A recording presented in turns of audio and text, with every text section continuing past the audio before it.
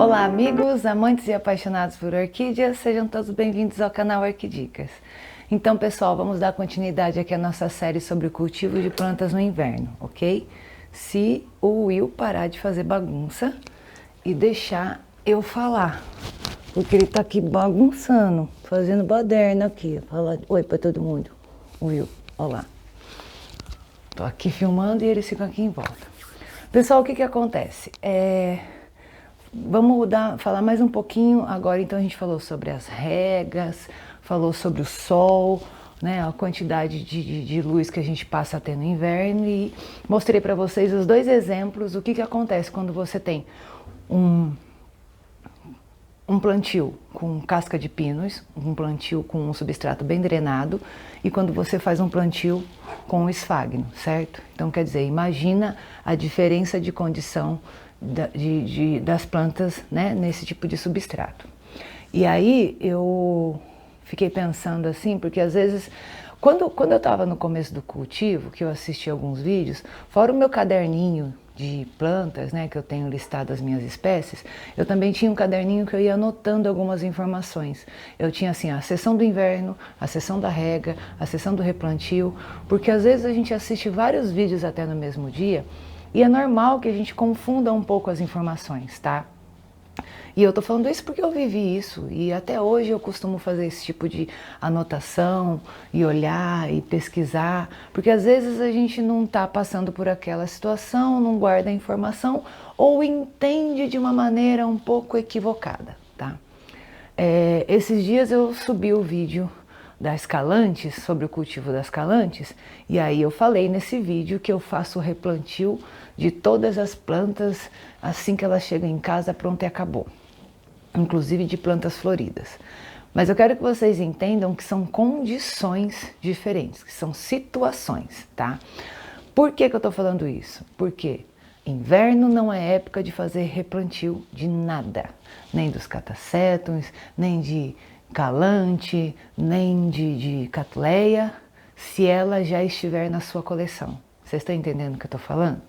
Só para a gente não confundir as informações, tá? Então, o que acontece? Essa bagunça aqui na minha mesa, ó, e eu trouxe alguns exemplos aqui para mostrar para vocês, vamos dizer assim, a minha quarentena, tá? Quando eu compro uma planta, é óbvio que eu não coloco ela diretamente no meu orquidário, independente até dela já vir num vaso cerâmico, para falar que ela tá igual aos outros, porque elas passam por uma quarentena.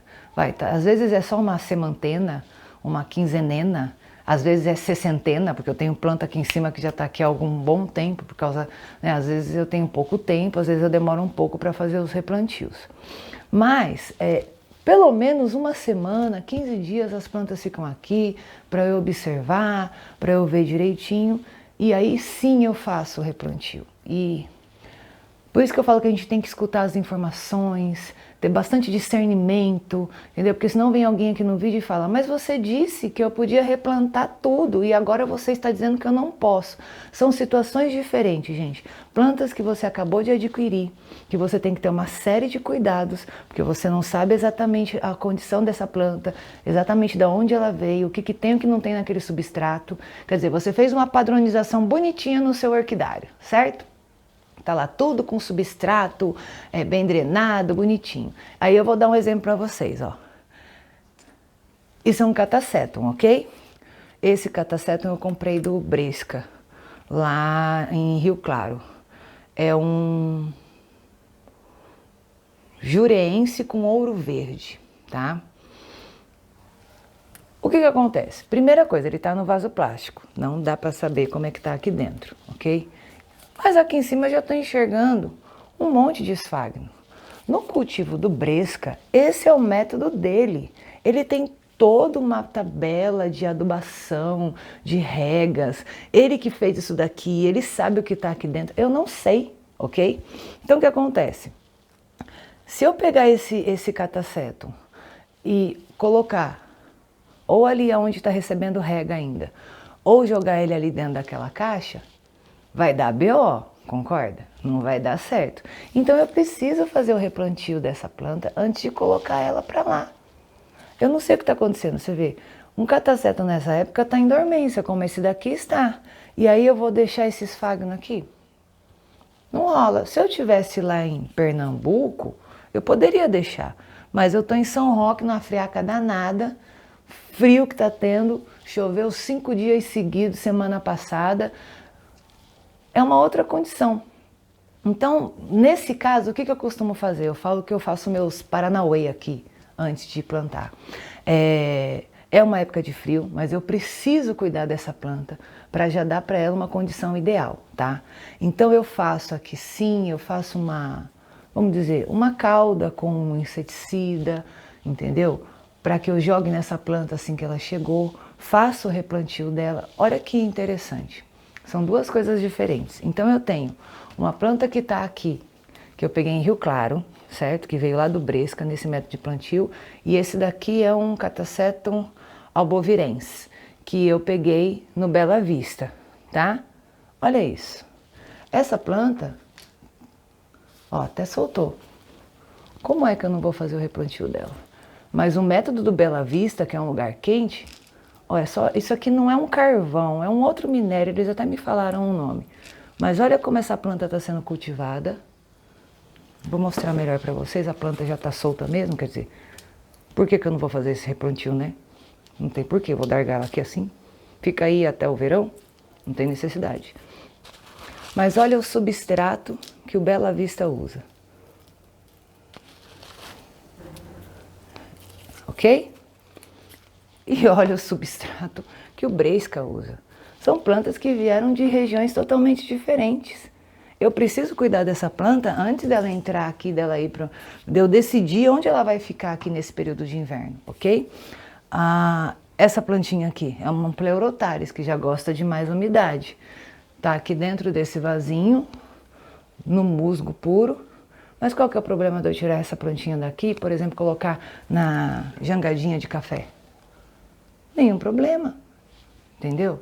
E aí ela pode ir lá para o cantinho das minhas micros, que é uma outra situação de planta que continua tendo água, mais regas, mesmo no inverno, entendeu? Então, por isso que nós temos que prestar muita atenção na condição de replante. Deixa eu ver o que mais eu trouxe. Ó. Essa daqui, isso é um híbrido, é uma BLC Y1 Build. Y1 Build. É uma gracinha, né? Ó. Eu já comprei Florida, comprei da Érica, da Companhia da Orquídea. Vocês sabem que aqui em São Roque, a gente, graças a Deus, tem a Érica para a gente comprar muita planta legal. Tenho muita planta da Érica. Eu diria que metade da minha coleção toda da Érica. É um híbrido com lélia, tá? Lélias gostam de um pouco mais de umidade. Então, quer dizer, a pessoa que produziu essa planta, ela colocou num vasinho vazado, ó, que legal. Tem um pouquinho de substrato, mas olha a quantidade de esfagno. Dá pra ver, inclusive, no vaso. Não vai rolar. Não vai rolar eu deixar essa plantinha linda, com um broto novo, mesmo estando floridinha, aqui nesse período, ok? Então, essa é uma condição. Você acabou de comprar a planta e você quer colocar ela já dentro do seu orquidário, você tem que fazer uma revisão nela antes de colocar no seu orquidário. E para isso você provavelmente precisa fazer o replantio, porque você vê, sortou aqui, ó. Tava aqui, beleza? Eu tenho que fazer esse replantio, não tem jeito, ok? O Catasetum está na dormência. Diferente de uma outra situação que eu vou mostrar para vocês agora, tá? Então a gente está falando de replantio no inverno. Essa planta aqui, vamos ver se eu consigo mostrar para vocês, é a Orquídea Espírito Santo, a Peristela elata, certo? Que é uma planta da minha coleção, que já está comigo há 2, 3 anos, está saindo do vaso, quer dizer, esse aqui foi o broto desse ano, ok? Então o broto do ano que vem, o que vai acontecer? Ele vai sair e cair para aqui, ó. Então, é uma planta da minha coleção, que precisa de replante, já está na hora, ok? Mas, essa eu não vou replantar agora, entendeu? Essa eu vou fazer o replantio dela só quando esquentar. Então ela não está soltando raízes agora, não está em brotação agora, que as plantas estão meio dormindinho agora no inverno, entendeu? Estão ali quietinhas. Então para que eu vou mexer naquele vaso? Agora não é a hora de mexer naquele vaso. Diferente de mexer no que está aqui em cima dessa bancada, certo? São situações totalmente diferentes. Então, se vocês puderem fazer essas anotações, só para não misturar informação, às vezes a gente está vendo um vídeo, mas está um pouquinho ocupado, alguém falando com a gente, é uma situação diferente, tá? Então, acho que, vamos dizer, a primeira dica importante desse vídeo é essa, que é como que a gente deve realmente usar a regra de replantio ou não, tá? O ideal, que nem planta de coleção, a gente vai fazer o replantio agora quando elas estiverem emitindo raízes e brotações. Essa é a hora certa. Diferente de quando você chega com uma planta em casa. Ainda assim, como sempre, gente, como eu falei, não vai pegar a planta, jogar para um lado, jogar para o outro, cacetar, jogar. Não é assim que a gente faz replantio, a gente tem que ter cuidado, tá? E aí eu quero aproveitar esse vídeo para falar de um segundo assunto, que é adubação nesse período. Vocês perceberam que eu estou tentando seguir uma regra de raciocínio para a gente ir falando do processo inteiro, tá? Do cultivo de orquídeas no inverno. Então já falamos do sol, da regra, do substrato, do método de plantio, quando fazer o plantio, e agora eu vou falar da adubação. Eu sou da opinião que, independente de ser o inverno, nós temos que adubar, certo? Aí você fala, mas eu faço adubação toda semana, porque a gente tem que seguir a regularidade. Tá certo, ok, é isso aí, tá? Mas o que a gente tem que fazer antes de adubar? Regar a planta, ok? Certo? Porque quando a planta, aqui na folha, aqui, ela tem um órgão chamado estômato, tá? Esses estômatos abrem sozinhos todo dia à noite, não só da orquídea, tá? Em todo o reino vegetal é assim. Por quê? Porque como a natureza é sábia e inteligente, a planta sabe que à noite ela vai ter orvalho, certo? Mesmo que ela esteja num tempo de seca. Então ela abre os estômatos para receber a água e os nutrientes e se alimentar à noite. Isso na natureza. Na nossa casa, se a gente quer que a planta absorva a adubação, estamos falando de adubação foliar, a gente tem que regar a planta antes. Quando a gente molha a planta, o estômato abre, entendeu? E se a gente já falou que as nossas regas que eram no verão, 2 vezes por dia, uma vez por dia ou a cada 2 dias, mudaram para 1 semana ou 15 dias, é óbvio que eu não vou fazer adubação a cada 7 dias. Porque se eu for adubar, eu vou molhar.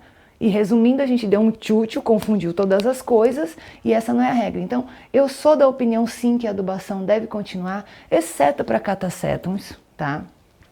Uma coisinha aqui, outra ali, porque eles realmente dormem profundamente. Mas, que dia que você vai fazer a adubação? Quando você regar, entendeu? Então, a gente tem que fazer a adubação com moderação, porque não adianta nada você falar que você fez rega a cada 15 dias, mas aí a cada 7 você molhou de novo para adubar. Ou jogar adubo sem ter molhado a planta, quer dizer, não vai rolar, você vai queimar a sua planta. Então, discernimento, entendimento da informação, ok? Eu sei que tem muita gente que vai falar, nossa, mas eu não tinha pensado nisso. Entendeu? Se você vai molhar a tua planta a cada 20 dias agora no inverno, é a cada 20 dias que você vai adubar. Aí eu vou entrar no assunto que o pessoal fala que eu sou puxa-saca, né? Que eu fico fazendo propaganda, mas aí eu vou entrar no assunto da adubação, por exemplo, que eu faço com o Himitsu. Usando o Himitsu, que é o que eu uso aqui nas minhas plantas, eu não tenho essa preocupação, né?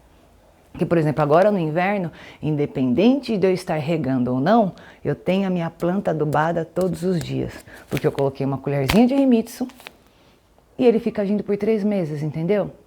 Então, tem gente que é muito a favor só de adubação foliar, tem gente que é muito a favor só de adubação orgânica, existe uma série de controvérsias porque o adubo orgânico, ele estraga o seu substrato mais rápido, mas em compensação o adubo foliar deixa uma carga de sais altíssima no seu substrato, que você acaba, às vezes você tem que fazer o replantio, não porque o substrato apodreceu, mas ele está com o pH altíssimo e começou a queimar a raiz das suas plantas. Então a realidade é o seguinte, gente, todos os adubos, prejudicam sim o tempo não de vida, né?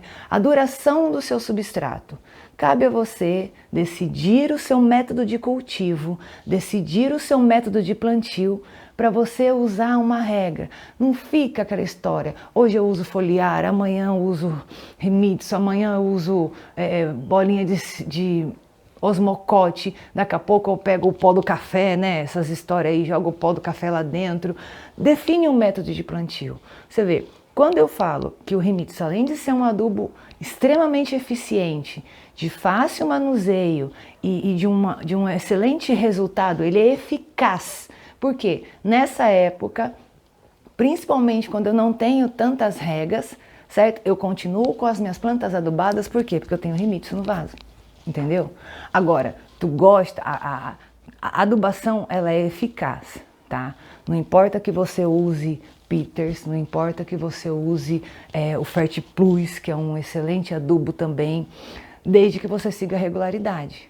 Então você vê, chegou no inverno, você já mudou, você já não aduba mais uma vez por semana, já virou 15 pelo menos, de cada 15 dias, certo? Porque não adianta nada você regar a planta na segunda e depois regar ela de novo na quarta, porque você vai jogar adubo, não tem nexo nenhum, tá? Então vamos guardar essa informação sobre adubação na época do inverno, ok? Se eu faço adubação foliar, eu vou adubar a minha planta no dia que eu regar, ok? A planta vai ter os estômatos abertos, ela vai receber o adubo, vai ter tempo de absorver e vai ter tempo de secar até o próximo lançamento de adubo, porque vai ser a próxima rega, ok? Fechou? Se eu uso adubo orgânico, se eu uso o Remitsu, se eu uso o osmocote, eles vão ter as liberações, no caso do osmocote, que é a liberação lenta. Cada vez que você rega, ele libera o adubo na sua planta. No caso do Remitsu, independente de eu fazer poucas regas por causa do frio, eu tenho minhas plantas adubadas, ainda assim o inverno todo. Então se ela quer comer um pouquinho hoje, um pouquinho amanhã, daqui a 2 dias, não importa, eu tenho adubo na minha planta. E isso, na minha opinião, que faz com que o meu resultado seja tão bom. Então, independente do que acontece, vocês veem as minhas plantas aqui, a qualidade delas, você vê mesmo quando eu tive aquele problema de praga, de doença aqui em casa, vocês conseguem ver visualmente a saúde das minhas plantas. E essa saúde se dá por causa de adubação, essa saúde se dá por causa de rega, essa saúde se dá porque as plantas estão felizes, olha aqui, florindo, entendeu? É um conjunto, tá?